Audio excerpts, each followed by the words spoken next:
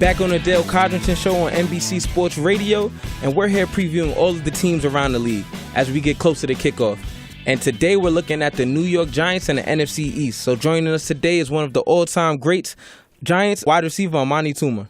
So Amani, can you please for the life of me tell me why DJ Fluker is not starting over John Jerry? I'm watching John Jerry get tossed by Sheldon Richardson. Is it because Fluker is not picking up the offense fast enough?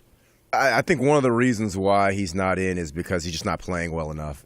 They want DJ Fluker to live up to his pre-draft status. They didn't go and pick him up on a whim just because they like him. They thought he could be the answer. They thought he could help them in that guard, but obviously he's been under-impressing. And I really think they like Brent Jones is the guy that they really like. He split a lot of reps early on this preseason and took a lot of first-team reps this last game after John Jerry got tossed. So you never really know what's going on, but the only thing you could tell from my experience is that if he was doing that well, they would be singing their praises and patting themselves on the back about how well they found a diamond in the rough. But that's not the case right now. They're trying to – he might be on the next thing smoking out of town because I just don't think that – I know they want to go younger.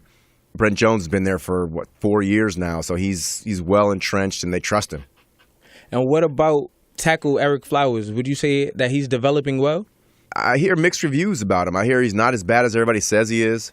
But then, here in the New York area, but then, you also hear stories about the former players that reached out to him to try and help him get his technique better, and he really wasn't very receptive to it. And, the whole overall tenor about him is he's not as coachable as possible. Now, those are just rumors, but you know what? In this business, perception is reality.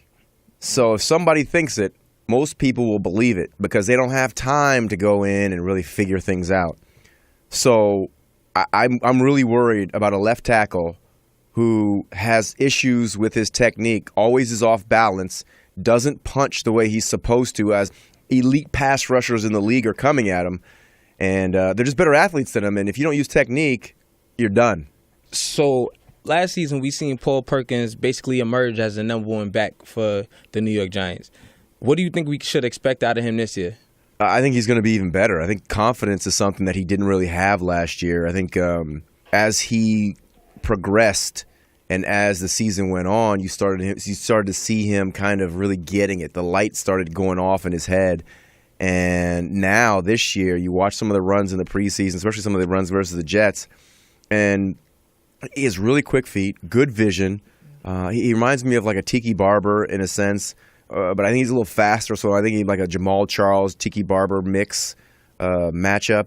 Poor man's, of course, but to this point, he may turn out to be the real deal. But I was about to say you compared him to Tiki Barber. That's big I just the way he runs, like he's not a Brandon Jacobs down the hill back. He's a guy that's going to make you miss with a little bit of power. But I like his shiftiness and his vision. Do you see any other Giants running back dethroning him for that number one spot? Shane Vereen? I like Orleans Darkwa because he's this one stop. He's very easy to block for offensive linemen. He is a one cut downhill back, so you know where he's going. Now Paul Perkins, he seems like a guy that you never really know where he's going to be because he has a good vision. But Darkwa, he's going to hit the hole hard, and he is going to get you some positive yards if there's a hole. Chatting with New York Giant great Amani Toomer on the Dale Codrington Show on NBC Sports Radio. And a lot of people say that Eli Apple didn't have a great year. Well, I say that Eli Apple didn't have a great year last year. Do you think he'll be able to bounce back? I think corner is all about confidence. And I've talked to him this offseason. He looks really good in preseason.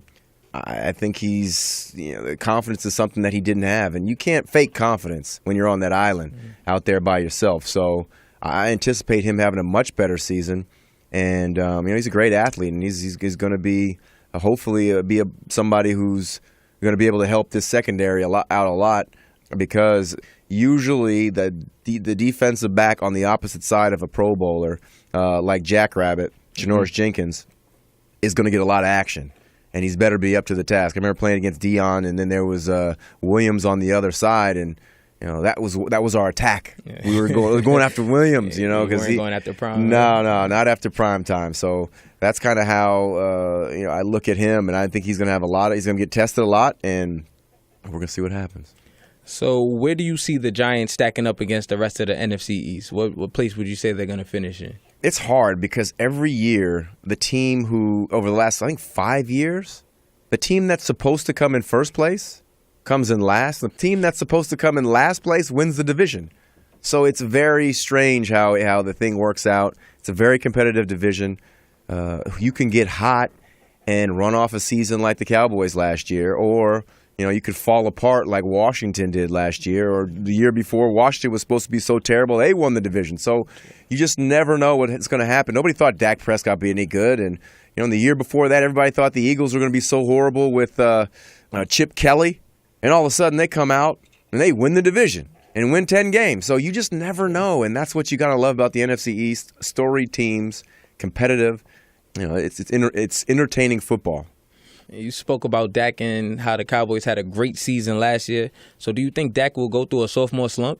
I think it's going to be a big adjustment for Dak if Ezekiel Elliott is suspended. I know they have other good running backs in the fold that can help them out, but I think Zeke is special, and he can do things, and he can create holes, and he can do these different.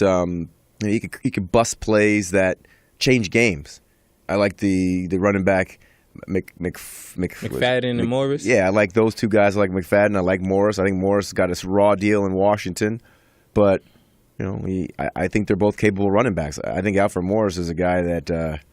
I'm really impressed with as long as they got a good backfield. They're not going to have any problems. But I think that the safety blanket is what the issue is going to be, and who knows how long Jason Witten's going to be. Jason Witten. I mean, he looks like he's slowing down a lot to me. Yeah. Like he looks old out there. He looks like a board running out there, stiff as hell. Yeah, but you never know. You never know how people age, especially 14, 15 years in the league. You just never know. They fall off the edge really quickly like Peyton Manning did. I mean, he was kicking hip, and next thing you know, he hurt his hip, and that was it. He was noodle-armed, like Dan Schwartzman always calls him. So what about the Eagles and their secondary? They were pretty horrendous last year. How do you think they're going to hold up this year? I mean, I don't see them as being much better. The Eagles, to me, are a team that's rebuilding, if you could say that. I mean, their wide receiving core was really bad last year, and that's why they went out and got a whole bunch of receivers. But I still don't think that's going to be the answer. I just don't believe in that team. I mean, I like their quarterback, but I still, they got some, great guys. And there was Torrey Smith, and they got Alshon Jeffers. Yes. But you don't think that they're going to be the answer? I don't, because I just don't. I don't know if things don't really mesh that quickly. You change a whole wide receiving core, and you have a new quarterback who's barely kind of got his feet wet. I think that's going to be by the time they mesh well together, and by the time they figure out each other, I think it's going to be too late, and they're going to have 5-6 losses already. We're chatting with New York Giant great Amani Toomer on the Dale Codrington Show on NBC Sports Radio. And Amani, do you think Kirk Cousins will be the answer for the Redskins? I don't. I'm not a big Kirk Cousins fan.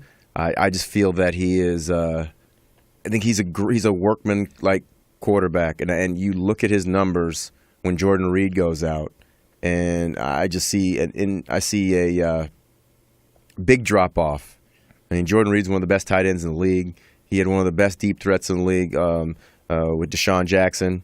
They had a really good team around him, and I think this year a lot more is going to be on his shoulders to see really what kind of quarterback he is. And he's got a lot of money, and he's got a lot of he's been franchised twice, but that tells you something. That tells you that Washington doesn't believe in him, or they would have signed him 2 years ago. So usually the best quarterbacks in the league don't get paid the most money because the best quarterbacks in the league are always under contract. The fact that they're dangling him out there to be a free agent, it shows you that they're like, me, he's all right, but we'll keep him around. But nah, You don't think he's going to be the savior? He's for not the the Redskins? answer. We're holding off the draft to try and see what they could do with him. Okay, and with the addition of the Giants getting Brandon Marshall, do you think it's going to make Eli's level of play rise, or he's still going to be forcing the ball to Odell? I think he's still going to be forcing the ball to Odell a little bit. He's a guy that in times has trouble spreading the ball around, and I can tell you that firsthand. But I think I see Brandon Marshall as like a powder keg. Like this could be a problem. You see him blowing up on the sidelines. I remember when Jeremy Shockey was on the Giants, and he'd blow up on the sidelines. And Eli, I mean, this was young Eli versus Eli the veteran, and he would throw him the ball in all kinds of situations, and it would really slow down our offense because he wasn't open sometimes. And then in 2007, when Jeremy Shockey went out, it seems like Eli just started seeing the field a lot better, and it was like night and day difference. I don't know if he's matured past it. I hope he is. I think he is, but you never know, man. Strong personalities. I don't know how. I mean, Eli has a strong personality, but he's more of a laid back type. Yeah, it's going to be interesting. I'm definitely hoping that Brandon Marshall has matured since then. I've seen some maturity in him. Hopefully, it carries on. But thank you for joining us, Amani. Appreciate you having you on the show. Thanks for having me on. You just heard Amani Toomer's take on the NFC East. Find out what I think coming up next on the Dale Codrington Show on NBC Sports Radio.